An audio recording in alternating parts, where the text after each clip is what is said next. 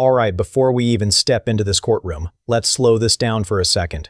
Because what you're about to watch isn't just another hearing about plane tickets. This is one of those cases where finances, family dynamics, and credibility all collide in a very uncomfortable way. At the center of this dispute, we have two parents locked in conflict over travel expenses for their daughter, missed trips, unexpected costs, and accusations that go far beyond simple scheduling problems. But here's where things get interesting. In family court, emotions may fuel the arguments, yet rulings are anchored almost entirely in what prior court orders actually require. You're going to hear claims of financial hardship, challenges to spending decisions, and arguments about fairness that many separated parents will instantly recognize. But pay very close attention, because the judge isn't evaluating frustration or disappointment. The court is laser-focused on obligation, proof, and compliance. And as this hearing unfolds, watch how quickly a seemingly ordinary disagreement turns into a legal analysis about responsibility, timing, and even procedural technicalities that could derail the entire case. With that context in mind, let's step inside the courtroom and see how this tension actually unfolds. All right, let's go to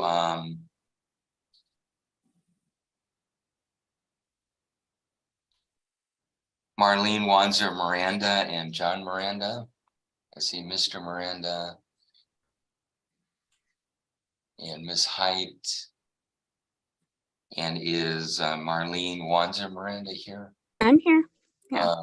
There you are. Okay. All right.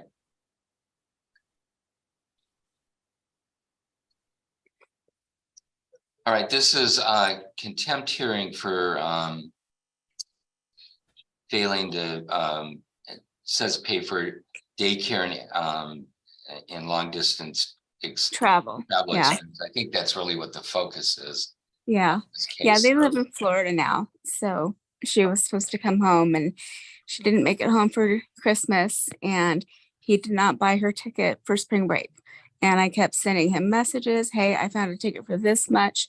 And he ignored me, and then was gone the whole week before she was supposed to leave and was ignoring our daughter. So I went ahead and made arrangements, and I ended up paying a lot of money for a ticket that he's supposed to pay for. And she did come home then during spring break? Yes, she came home for spring break. Yeah, I hadn't seen her for like 8 months. Okay. Mr. Miranda, part of the response was the problems you ran into at Christmas time, and it doesn't sound like that's an issue today. The issue really we'll focus on is the spring break travel expenses. So if you want to... Okay, pause right here. Notice how quickly the judge starts narrowing the scope of the dispute. Even though multiple grievances are floating around, daycare costs, long-distance travel, missed holidays, the court immediately isolates what today's hearing is actually about. This is critical. Contempt hearings don't operate like general complaint sessions. The judge is asking one core question. Was there a clear court order, and was it violated? Not who feels wronged, not who communicated better.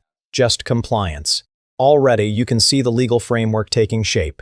The emotional narrative may be broad, but the judicial lens is extremely precise. And now listen carefully to how Mr. Miranda explains what happened. Address that. Go ahead.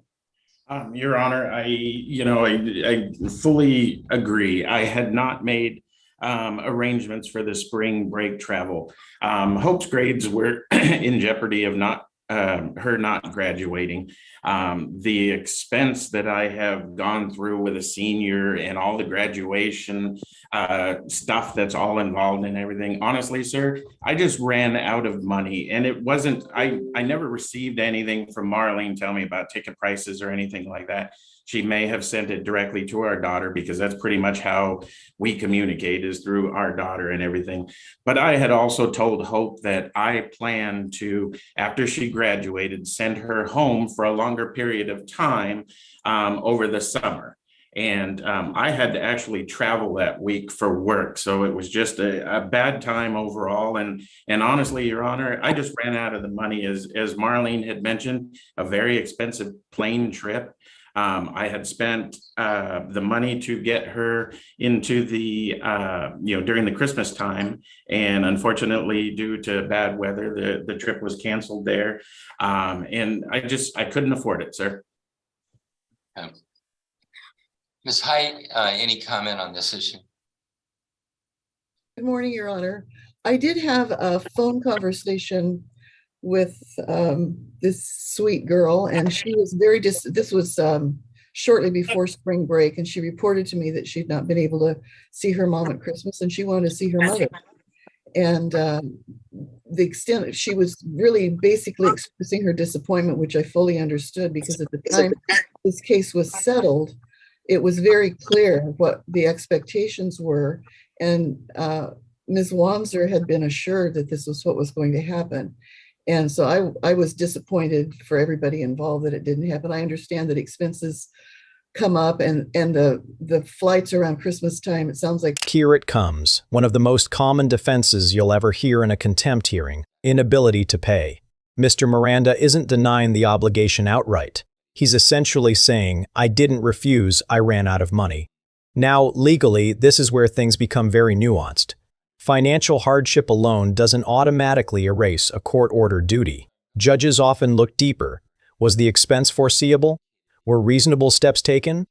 Was there planning or communication? Simply stating I couldn't afford it rarely ends the analysis. And importantly, travel schedules like spring break are typically predictable, which can make non-payment harder to justify. But hold that thought, because the opposing side is about to introduce a detail that could completely change how this argument lands. Was a nationwide nightmare. I wish something could have been settled sooner than spring break, and I'm very happy that they got to have that time. But I guess my only real cogent comment for you this morning is that I did speak with her, and she definitely wanted to spend some time with her mom. Okay. Your Honor, may I? Sure, go ahead. Basically, John has stated that, he's financially extended and everything, but Hope was only home a few days and he went and bought a brand new car. So that to me does not sound like he's very financially strapped. Also, he knew spring break was coming and he could have put a ticket on layaway. He's an adult. He knows how to do this. And comes, also what's in the papers that I had mentioned is that he's supposed to, he offered and said that he would help me with accommodations to come if I flew out to see Hope. I have a ticket. I'm going out for her graduation. That was what she wanted. So that's what I'm doing. And he has offered no help with that. And that was another over $900 ticket. So I feel like he should have to help me with that. And that's just, for compensation for him not getting her in December. Now, the thing about the December. Now listen to this shift in tone. This is a very deliberate courtroom strategy. Instead of attacking aggressively, the attorney centers the daughter's disappointment. That's powerful in family law settings. Why? Because courts prioritize the child's experience when evaluating disputes tied to parenting obligations. The attorney also references how clear the expectations were when the case was settled. Language that carries serious legal weight. And right on cue, here's the moment that injects real tension into the financial narrative. Thing is, he made the arrangements after she'd been out of school for 3 days for her to leave Christmas Eve. And all of that could have been avoided if he would have had the ticket ahead of time and she would have left earlier on the day that she was supposed to. So, the weather thing happened, but that's not what's supposed to happen. She was not supposed to be flying out late night on Christmas Eve, for crying out loud, and then had her returning home. Boom. This is the kind of statement that instantly grabs attention. A claim of financial hardship followed by an allegation of a brand new car purchase? That's courtroom dynamite. Judges frequently evaluate spending behavior when someone argues inability to pay. The issue becomes allocation of resources, not merely availability of funds. Of course, allegations aren't proof, but introducing doubt can significantly influence how a hardship defense is perceived. So the real question now becomes, how will the judge reconcile competing claims of hardship and responsibility? On New Year's Eve. Do you want your daughter traveling alone on those days? I don't want my daughter traveling alone anyways, but come on. It's a little bit out there. So, John waited till the last minute. That was end of story. Just like he did with this one too. So I've said my piece. All right. And now we don't have to worry about it. She's 18. All right. Let me tell you how I'm going to rule here. And again, the amount requested doesn't relate to anything at Christmas. It's disappointing that the daughter wasn't able to visit at Christmas, but I think some circumstances that Mr.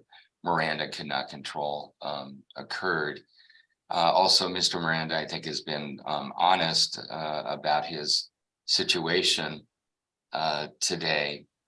Both parties know that the order is very specific, that Mr. Miranda is to pay for a trip at spring break and a trip at Christmas.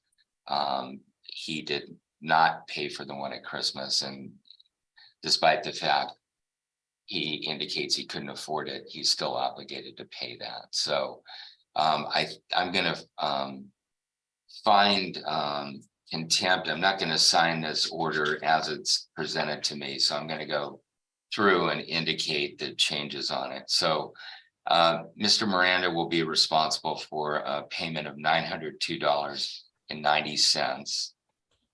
I'm not going to award the interest that's being requested. In your honor, I mean, it is stated in the papers that he's supposed to, he offered himself to help me with accommodations if I fly out there to come see our daughter. And I have purchased the ticket. Okay, well, that isn't part of this motion right now. So one of the things that I can only do is deal with the motion that's in front of me. Okay. So the motion in front of me is, what do I do about spring break? And it's appropriate that Mr. Miranda reimburse you for the airline ticket. Just hang on a minute here. I'm going to strike the part that indicates. And here's where judicial reasoning takes center stage. Notice how carefully the judge separates sympathy from obligation. Uncontrollable circumstances may explain events, but they don't automatically erase duties under a standing court order. That's a foundational legal principle. Equally important is the judge declining to label the conduct bad faith. Contempt often requires willfulness, and this distinction shapes the consequences dramatically. But the financial implications don't stop at reimbursement. Indicates that it was in bad faith. I don't find it was in bad faith, but he's still responsible for paying it. The minimum civil penalty on a contempt is $100. So I am going to assess that. All right, so I've gone through the order and indicated the amount owing is $902.90. I've assessed the $100 contempt penalty, and I've removed the bad faith language. And with that, I will sign the order. Thank you, Your Honor.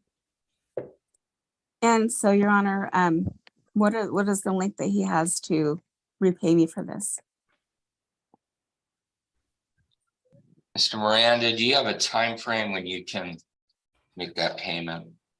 I would ask for 30 days, Your Honor. All right, so on number 11, where it indicates contempt can be corrected. Thank you. I will say pay within 30 days. Thank you. Okay. Next, I have, next case I'm going to call is number 1 on my docket. This is Wasner Miranda Miranda and John Miranda. This is cause number 10-3-005-051. So let's see, I see you, sir. So in this case, I have a conflict. That just means that either myself. Did you catch that? Even when disputes center on repayment, contempt findings frequently trigger statutory penalties. These fines reinforce the authority of court orders. Also noteworthy, the denial of interest. That reflects judicial discretion and calibration rather than automatic punishment. And now we move into something incredibly practical: compliance timing. or somebody at my firm previously represented one of the parties. And that being the case, it's not fair for me to make a decision for you because then it would, I might have information that I wouldn't have received from the court file. So what we do in those cases is we just set them over 1 week to allow a different judicial officer to be here to be able to make decisions for you. So given that, we're going to set this matter over. This may sound procedural, but deadlines transform rulings into enforceable obligations. Without them, disputes often recycle back into court. Negotiated timeframes are extremely common, especially when finances are tight. Courts tend to grant reasonable windows to avoid compounding hardship. All right, just when you think things are wrapping up, watch the courtroom dynamic shift again. To August 3rd. So just appear same way you did today on August 3rd, that same time, same place, 1 week from now. All right. Thank you for being here. That's it for today. Okay, next let's go to the Marlene Wanzer Miranda and John Miranda matter. This is cause number 10-3505-1. I'll double check to see if we have both parties here. It looks like Marlene Wanzer, can you hear me this morning? Yes, sir. Okay, welcome to you. And then Mr. John Miranda, can you hear me? Yes, sir, I can. All right, welcome to you also. This is a motion for contempt brought by Ms. Wanzer related to medical expenses in Florida and also expenses related to travel for graduation of Hope. So I wanted to, before we get started.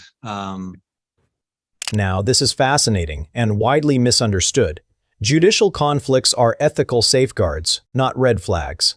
Reassignment protects impartiality and legitimacy, but procedural twists aren't done yet. I wanted to ask Ms. Wanzer about the service. So let's just kind of look at that first because I had a question about that. And let me pull up the documents.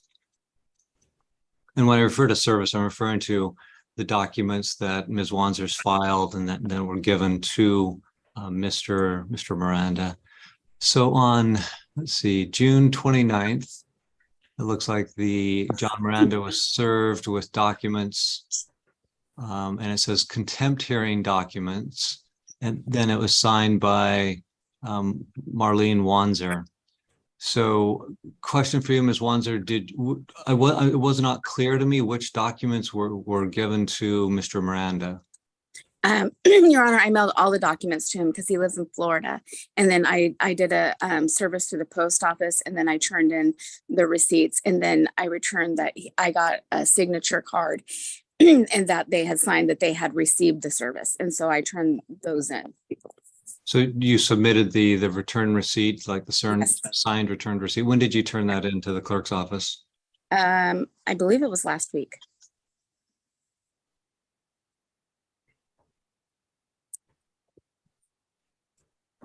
Okay, so I'm not seeing that. Let me check with Mr. Miranda. Mr. Miranda, did you receive documents from Ms. Wanzer related to the contempt? I did. I got a motion for contempt hearing packet, FL all families 165. Okay, and did you receive an order to show cause? The 2-page document. All I got is the filed Superior Court clerk order to go to court for contempt hearing and the motion for contempt hearing. Okay, yeah, I think that's what we're looking at. So let me touch base with Mr. Miranda. There's 2 ways to approach this. One, it's unclear to me from the record what documents Ms. Wanzer filed or gave to you. I've heard what you've said. So technically it's deficient. Also, she was the one that mailed it. The party that they themselves can't mail it. There has to be a third party.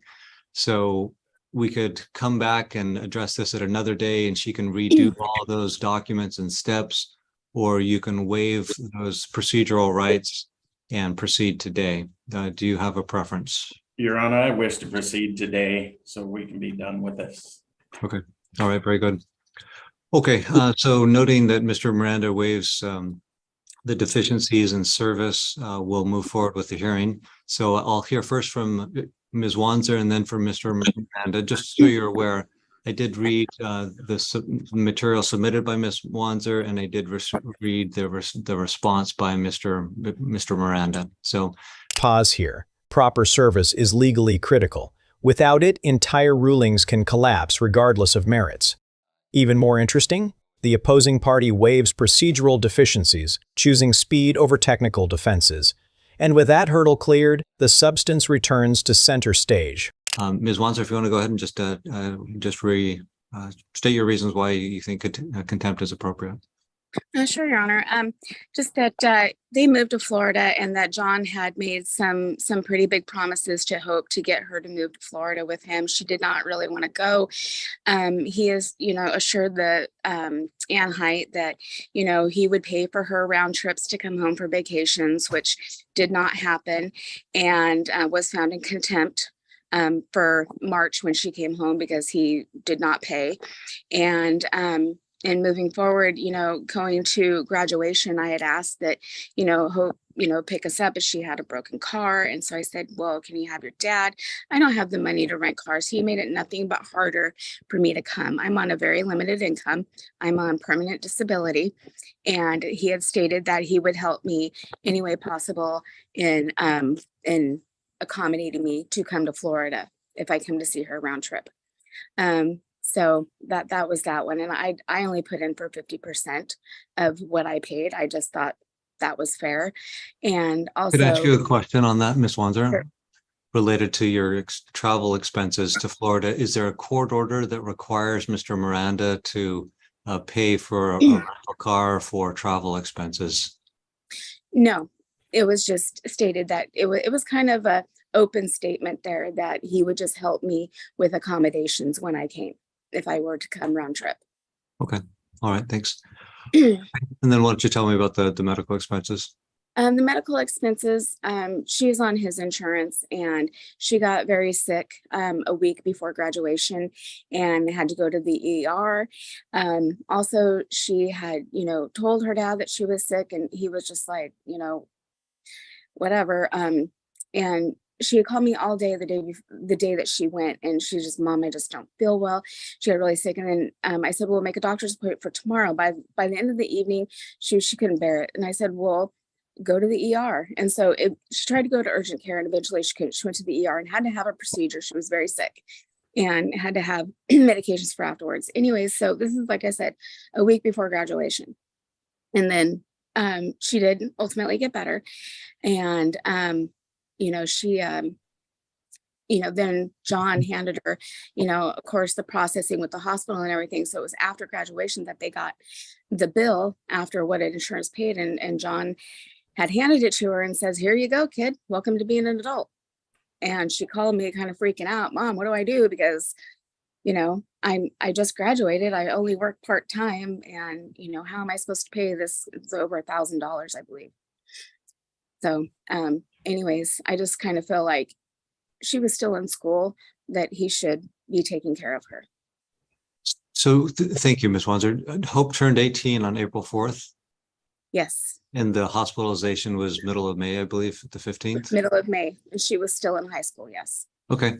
And the temporary child support order, I saw that the child support order related to uninsured medical expenses was dated December 14th of 2012. So that's the document that I'm looking at. Is that the same document you're looking at that relates to uninsured medical expenses? I'm unaware about any, yeah, I think so, but there was the child support was completely stricken. I don't see that order of 2012 was ever stricken, so it's still in effect. All I know is that there was never any child support. John had waived it. We had decided together that we had waived it. Also, and is there an order that says that child support was waived? No, we did it privately. Okay. All right. With support enforcement. Okay. All right. And then let me ask you, looking at that temporary child support order from December of 2012, it says that there's a division of responsibility that Ms. Wanzer would pay 31% and Mr. Miranda would pay 69%. and that order did not necessarily contemplate continuing obligations past the age 18, except for post-secondary education, where it specifically said that provision was reserved for the future. So if my understanding and assuming that order is still in effect, there's not an explicit provision that says that past age 18, the uninsured medical expense is obligatory on both parties. What's your response to that? Can you help me understand your? Well, my response to that is that she was still in primary, she was still in high school. So if you're going to extend it through secondary school, wouldn't it? I mean, doesn't that apply through high school? Well, the one specific thing that said that was reserved for future ruling would be post-secondary support, post-secondary schooling. So that was reserved. So there's no explicit mention of it at that time. So the other question is the billing statement that you submitted that lists, the insurance coverage and the amount owing, says the responsible party is Hope Miranda. What's your comment on that? Because she, of course, was the patient, so they sent it to her. Okay. It's under John's insurance, of course. Okay. All right. All right, very good. What other information do you want to share about your motions for contempt? Well, just that, that he has stated in the previous court hearing that we had in contempt, that he had made statements that he was... Now we enter one of family law's gray areas. Turning 18 doesn't automatically terminate every financial obligation, especially when prior orders lack explicit cutoff language. Insurance dynamics versus support provisions create incredibly nuanced legal questions. Didn't pay for Hope's plane ticket because he was providing her with a ticket to come home for the summer for an extended stay, which he hasn't. In fact, I just purchased her a ticket to come home next week. Is that part of your motion for contempt? I didn't see that. No, I'm just saying it shows to character of just how I can't count on his word even in paper. Okay. All right. Thank you, Ms. Wanzer. Mr. Anda, what's your perspective on the two issues? Or I guess the one issue on the medical expenses, because I think the travel graduation expenses, there's no order that requires that. So I'm denying that motion for the contempt of that portion. So the focus is on the medical expenses at this point. Yes, sir. So I provide insurance. I will continue to provide health insurance for Hope, my daughter, as long as I can keep her covered. But I had told her previously to schedule a doctor's appointment when she had first told me that she was having some pains. I was not like, whatever. I told her to go see our family doctor and schedule an appointment. Hope is a procrastinator and didn't do that immediately. So a day or two after she had scheduled an appointment after talking with her mom, she never made it to that appointment because she went to the emergency room that evening. I kind of had a conversation with Hope after returning from the emergency room, just letting her know that, the costs are going to be exorbitant because you went to the emergency room. Everything is, it seems like almost double. And I said, if you'd have gone to the doctor's appointment, something may have been able to be done at the doctor's, which would have been relatively cheaper, and the insurance would have covered a good majority of it. Granted, the insurance covered almost more than 90% of the emergency room, so that was great. I didn't think that it was out of question to help my daughter understand that the process of going to the emergency room, that a bill comes along with that. I asked her to contact the hospital, let them know the situation that she is in, that she just turned 18. She's still, just about to graduate from high school, in the hopes that maybe they would either waive this or move it to, to a minimal payback.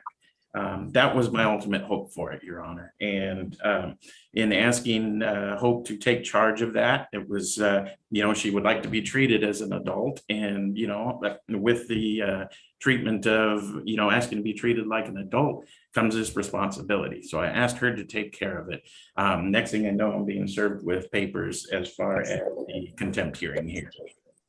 Okay, thank you. Let me ask you, if I may.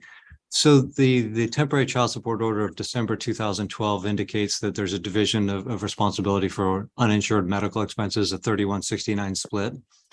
My question, I guess, is that as the person providing the insurance to the insured, Hope, if there's a remaining balance, the obliger or the party responsible for that is the policyholder, is it not?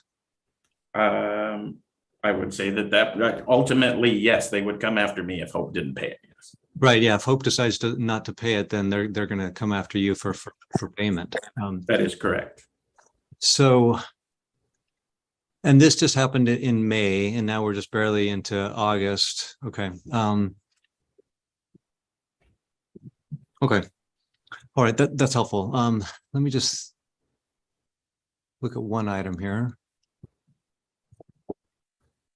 Your Honor, when you have a second, I have one more question for you. I'm ready. Go ahead.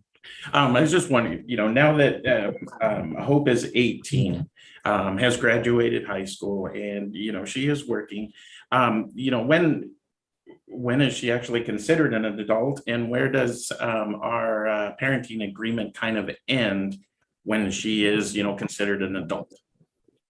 So there's a parenting plan that was issued on September 30th of 2022. And then when a person turns 18, the parenting plan is done, because she's a person of age of majority at this point. So she's no longer a minor. Thank you, sir.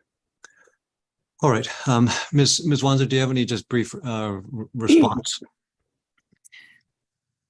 Not really, Your Honor, just that, I've been on disability now for a few years, and I live on, minimal funds, obviously, because they don't pay very much. So I just feel like, John has taken every advantage that he can of me in the past and still does. So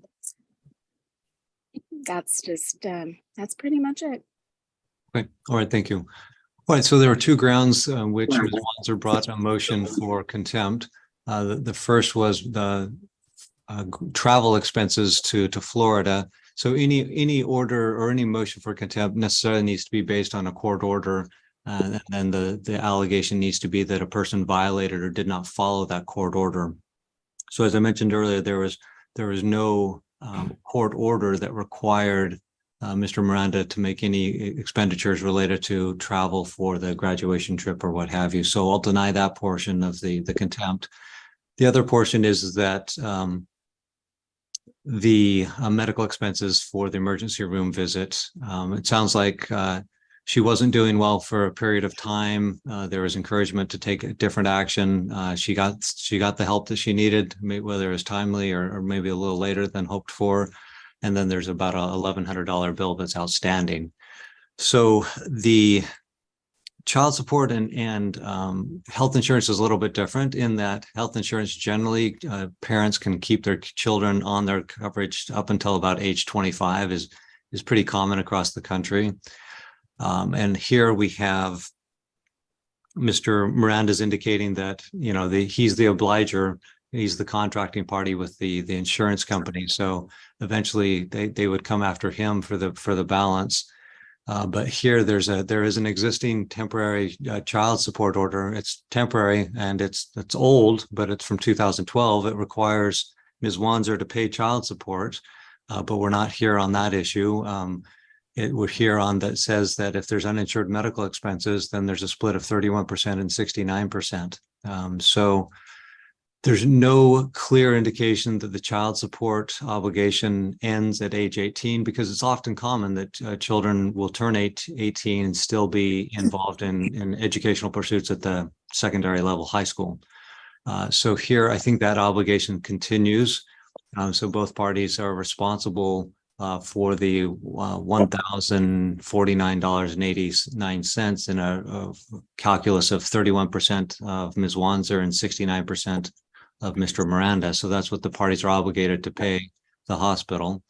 As far as the contempt, I think there needs to be a willful and bad faith refusal to comply with the court order. So here, the court order is over almost 11 years old. There was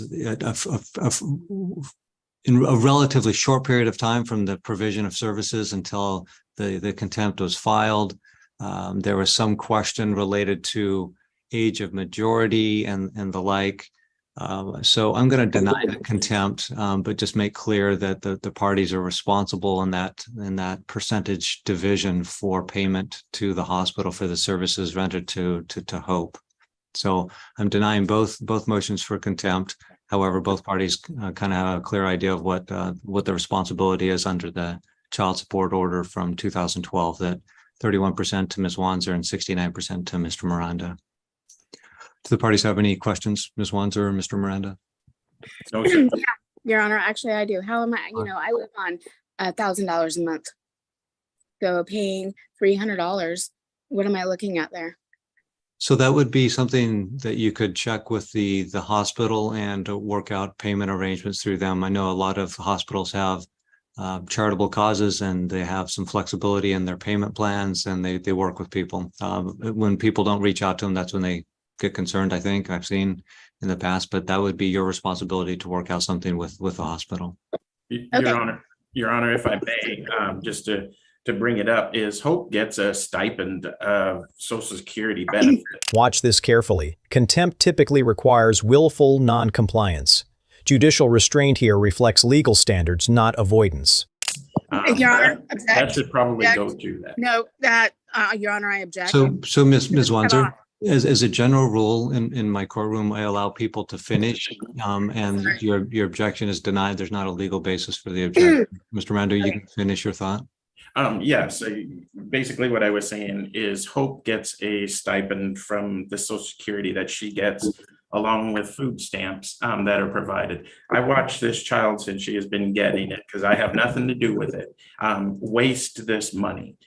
So I think it would be very appropriate for this to go forward to that. I do understand your ruling is I'm obligated for the 69%, and if you rule I'm obligated to that, I will pay that bill to that. But Hope, being an adult, should have some kind of responsibility towards this.